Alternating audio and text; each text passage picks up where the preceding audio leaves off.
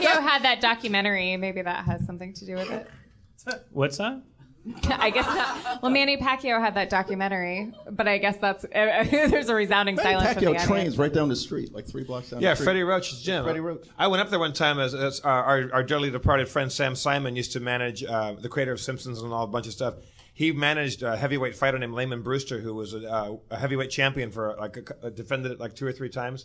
I went there one time with Sam and watched him train. Freddie's there, and it was like Francois Botha, who was like I think was called the White Buffalo. Remember him? He was in the ring training, and the sound they make when they're just sparring, the guy would block a punch and they hit each other in the arms, and these guys they weigh like fucking 250 pounds. They're lifting each other up off the ground and moving them a foot, and the sound it makes is so horrifying. And Freddie Roach's younger brother, who had just got out of jail, I believe, he's like, Jeff, get in the ring, put some gloves on, go in there, and get in there. I'm like, if to steal Chris Rock's joke, I said, if I get in that ring down 9-1, fucking horrifying. Like it's really scary. Did you see the God damn it, I'm going to derail things now. The Mike Tyson documentary? Did you? Yeah, we watched it. Yeah. I as with the Frank Sinatra documentary, it's like, okay, wait, I'm not going to say this. Like Mike Tyson, like he hit women and a terrible guy too. But however.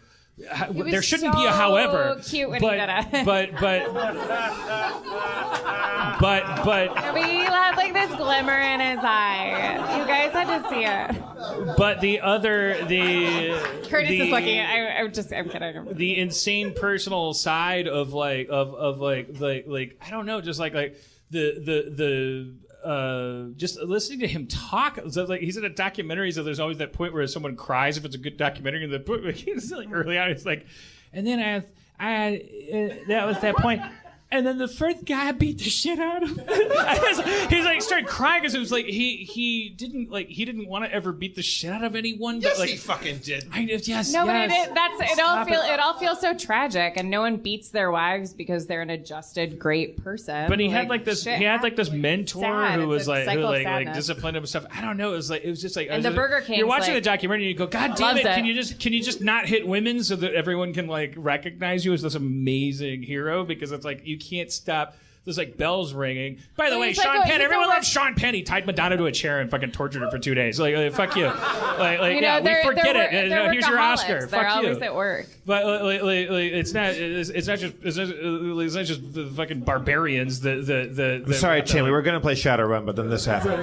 Yeah, but that's the thing that's awful about it, because there is a sport behind boxing. Obviously, it's a sport, and it's a very sophisticated thing. But also, the people that are in it don't tend to be the most adjusted, non-abusey type people. Yeah, where are you going to pull them from? Bad Harvard? Things happen from them. That happened to them. There's a reason why they hit people so hard. It's pretty amazing when you can pull someone from out of that environment and discipline them enough to, because like it seems like there's so many rules to beating the shit out of another man who has also learned how to beat the shit out of another man, like that you have to like.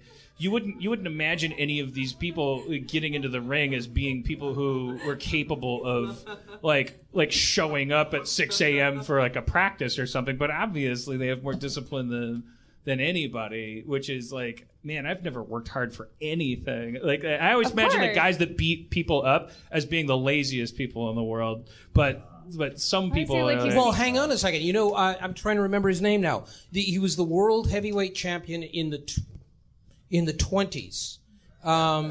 Works hard, McGimmon. Hang on. This guy. Errol punching stuff.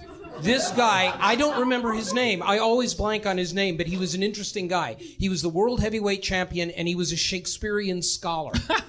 At the same time, he was somebody who, I have a book at home, which is a collection of the complete works of Shakespeare, and it was signed by this guy, and then the student who owned the book made a note in it that so-and-so, I can't remember his fucking name, the heavyweight champion of the world, and you'd know his name immediately if I could remember it, which I can't, talked to Professor such and such's class on the Bard on this date. So this guy was at the time, the heavyweight champion of the world could also be a Shakespearean scholar. Well, let's all aspire to those days again. What was his name? We gotta find out. Was it Jim? Jim something or other? What's his name? DeGray Hitterbean. I don't know. Somebody can look it up. Hit-a-beaner? No, Hitterbean. Okay. All right, let's play some. Jesus Christ.